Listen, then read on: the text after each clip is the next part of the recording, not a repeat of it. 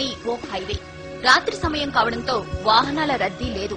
ఎలాగూ వెహికల్స్ రావట్లేదు కదా అని ఓ పేద రిక్షావాలా హైవే పైకి రిక్షా తొక్కుకుంటూ వచ్చేశాడు. సరిగ్గా అదే సమయంలో ఓ ట్రక్ శరవేగంగా అట్టే దూసుకొచ్చింది. ట్రక్ డ్రైవర్ రిక్షావాలాను గమనించేంత టైం లేదు. బ్రేక్ వేసేలోపే ప్రమాదం జరిగే పరిస్థితి వచ్చింది. సరిగ్గా అదే సమయంలో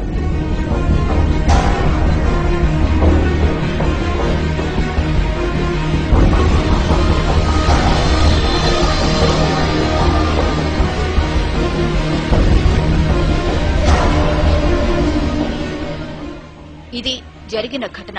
ట్రక్ డ్రైవర్ ఖచ్చితంగా ప్రమాదం జరిగిందని, తాను ఎవరినో గుద్దేశానని భావించి గబగబా ట్రక్ దిగి వచ్చాడు. అటు ఇటు అంతా చూశాడు. ఎక్కడా ఏమీ లేదు. ప్రమాదం జరిగిన ఆనవాళ్లు లేవు. అసలక్కడ ప్రమాదం జరిగితే కదా.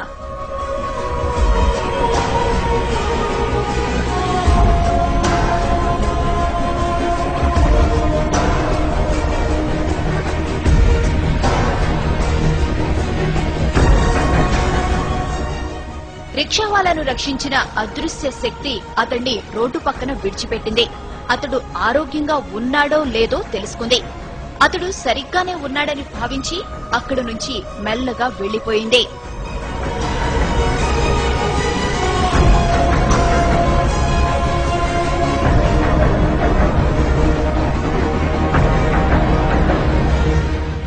ఇంతకీ ఆమె ఎవరు? అంత వేగంగా ఎలా వచ్చింది? ప్రమాదం జరగకుండా ఎలా అడ్డుకోగలిగింది? ఆమె రాగానే మెరుపు ఎందుకు వచ్చింది? ఇలా ఎన్నో అనుమానాలు, ఎన్నో అంతు చిక్కని ప్రశ్నలు.